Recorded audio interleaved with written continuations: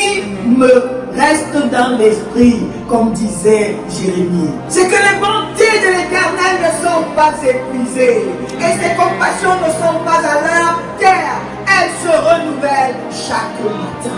Dieu appelle à l'existence les choses qui ne sont pas comme si elles étaient. L'enfant de Dieu parle des choses qui ne sont pas comme si elles sont. Tu parles du succès comme s'il est.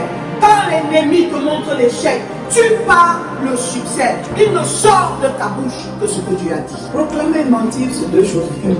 Je ne suis pas malade, je ne suis pas malade, ce n'est pas vrai, tu es malade. Mais je suis guéri par les meurtrissures de Jésus, ça c'est la vérité. Même quand tout le monde voit la maladie, par ces meurtrissures, j'ai été guéri. Vous voyez la différence? Ça ne veut pas dire que je suis pas malade. Il y a longtemps à la croix, j'ai été guéri. Ce problème-là est réglé devant le Seigneur.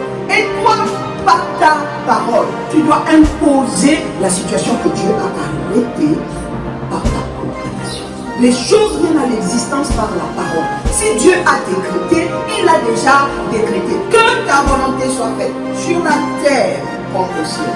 Que ta volonté soit faite dans ma vie comme au ciel. Chacun est responsable de faire exécuter la volonté de Dieu. Quelle est l'arme que Dieu nous a donnée? Sa parole. Que cette parole de la loi ne s'éloigne pas de ta bouche. Médite-la jour et nuit, afin d'agir conformément à ce qui y était écrit.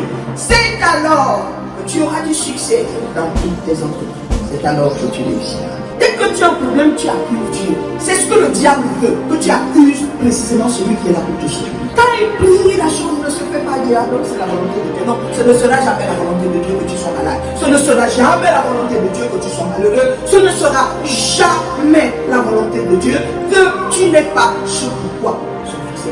Il n'est pas possible de payer pour quelque chose et d'être content de ne pas l'avoir. Dieu a payé par la vie de son fils. Il n'est pas possible qu'il ne veuille pas que tu possèdes ce pourquoi il a payé. Donc c'est un mensonge du diable. Et donc quand ça t'arrive, tu t'énerves très fort. Pourquoi? Parce que tu dis à Satan, je ne te permettrai pas de me voler ce que Dieu m'a acheté. Je ne te permettrai pas. Il faut qu'on soit capable de parler comme ça à l'ennemi. Je ne te permettrai pas de me voler ma santé. En fait, tu n'es pas un malade que Dieu te guérit. Tu es un homme guéri que le diable veut voler. Quand tu tombes malade, le diable est en train d'essayer de te voler ta santé que Jésus t'a acquise à la croix depuis.